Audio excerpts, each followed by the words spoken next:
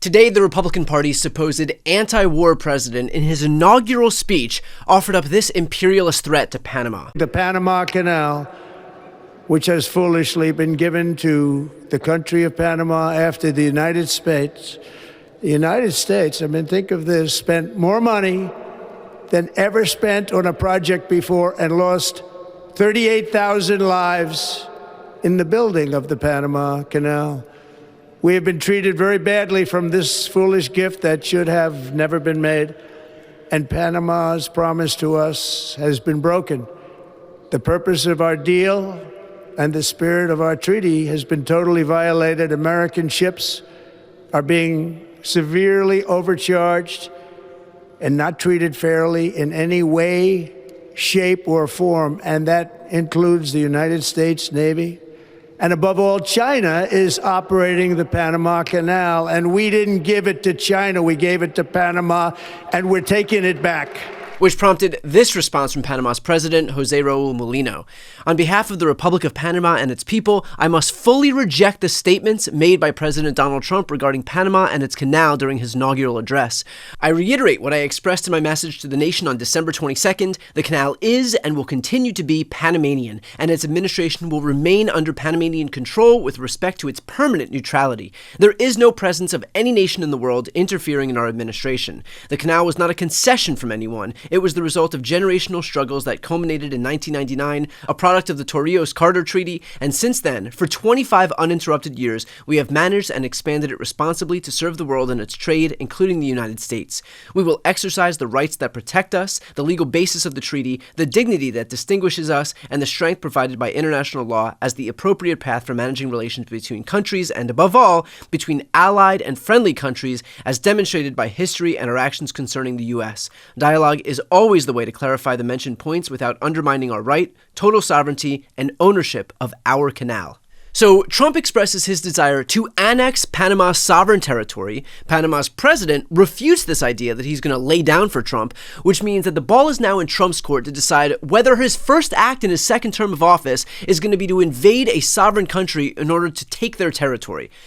I should probably take this moment to remind you that Trump entered office amid promises to be an anti-war president. In fact, I even debated Cenk Uygur about this exact topic, wherein he claimed that Trump was so serious about being anti-war, his supporters would literally abandon him if he reneged on that promise. What's your red line to the point where you finally recognize whether or not the people who you were talking to at Turning Point USA's AmFest, for example, are not actually operating in good faith, and whether there is, again, to my earlier question, no actual longstanding principle, it's other than fealty to the God King? My best guess is the anti-war stuff is where the rubber hits the road. And yet, in his inaugural address, the roadmap for his presidency, he effectively threatened war with Panama, our ally. In fact, here's John Bolton, Trump's former national security advisor and known war hawk, actually criticizing Trump's warmongering. Donald Trump didn't discover Greenland today or back in 2019. It goes back a long way. And the way to resolve it with the government of Denmark and the local government of Greenland is quiet conversations. When Trump says all this stuff publicly, particularly about not ruling out the use of force, he is pushing the democratically elected government of Greenland and the democratically elected government of Denmark into a corner. Makes them harder for them to consider alternative solutions. So it's a real lack of situational awareness. When John Bolton looks like a dove compared to you, you might have lost the plot. And it's not just peace that Donald Trump promised and clearly lied about. He also claimed that his focus would be on high prices. Can somebody explain to me how launching a war to annex new territory in Panama would bring down the cost of eggs? Can somebody explain to me how any of this warmongering is going to help ease inflation, bring down rent, housing prices, food prices? I was told over and over and over by Republicans that the Democrats were out of touch and that the Republicans had their finger on the pulse of the American people, that Republicans understood the financial pain that Americans were contending with, that Republicans knew what it meant to suffer the pain of not being able to afford groceries. Is this what they meant? Declaring war on Panama? In fact, that's a point that Congressman Jim Himes brought up on air. It's insane. I mean, you know, again, Denmark, which owns Greenland, I think that's probably a fact that most Americans are learning, is a NATO ally, right? No, so it's just complete madness from a national security standpoint, and it also is antagonizing, right? We should also remember that despite Trump's relentless and shameless absurdity, none of this is normal. Imagine for just a moment that Joe Biden suggested invading a sovereign country.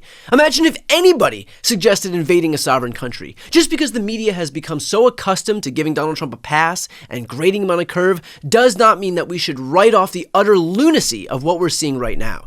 And that's a point that Mehdi Hassan brought up on air. None of this is normal. Right? At the beginning of 2025, we should not be on live American television discussing a president-elect's press conference where he said he may invade two of our allies.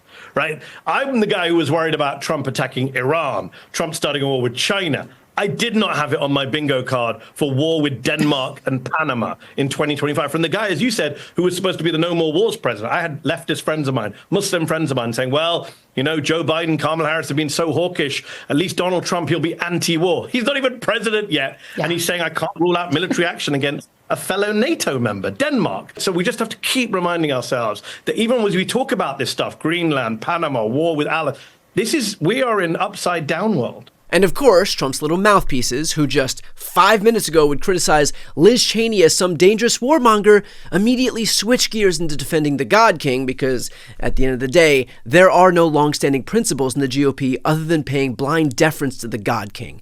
Here's just a small sampling of what we've already seen on Fox as it relates to American imperialism at the hands of Donald Trump. Well, Greenland, strategically, it makes sense because it's the halfway point between our country and the UK. So it would make sense to have that for war purposes if we ever got to that point. Also, we have a big space facility there as well. As far as the Panama Canal, we built it. Was it 1941? We Way built back. it. In the 70s, it was renamed, and he wants to take that back. It makes perfect sense. Gulf of Mexico, if it became Gulf of America. Canada.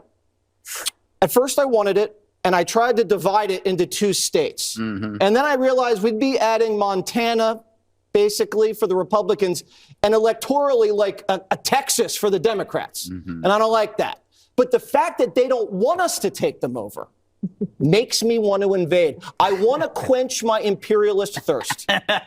I mean, if you are looking for the definition of pathetic, of servile, of spineless, it is Trump's little minions on right-wing media. There is no insanity that Trump could spew that these people wouldn't offer round-the-clock apologia for. Trump could suggest eating light bulbs, and these Fox hosts would be climbing up the rafters to see who would be the first to swallow a 60-watt. So I know that Republicans will continue to run cover for Trump no matter what he does, but I hope a few of you out there who may have been swept up in Trump's campaign promises recognize what he is actually doing with his political capital. It's not focusing his attention on high prices or grocery costs or rent. It's not raising wages or reshoring our lost jobs. His priority is already on full display. It is engendering chaos for the sake of flexing his autocratic muscles in hopes that he'll be remembered for doing flashy, historic things that will feed into his ego. Donald Trump's presidency isn't about you or me or us. Donald Trump's presidency is about Donald Trump. Before you go, just a quick note, if you'd like to see more of my content, which is always free of advertising, sponsorships, and paywalls, please make sure to subscribe to this channel using the subscribe button right here on this screen. And if you'd like to support my work even further, you can grab a copy of my instant #1 New York Times selling book, Shameless, available for sale right now. That link is also on the screen. Thanks so much for watching.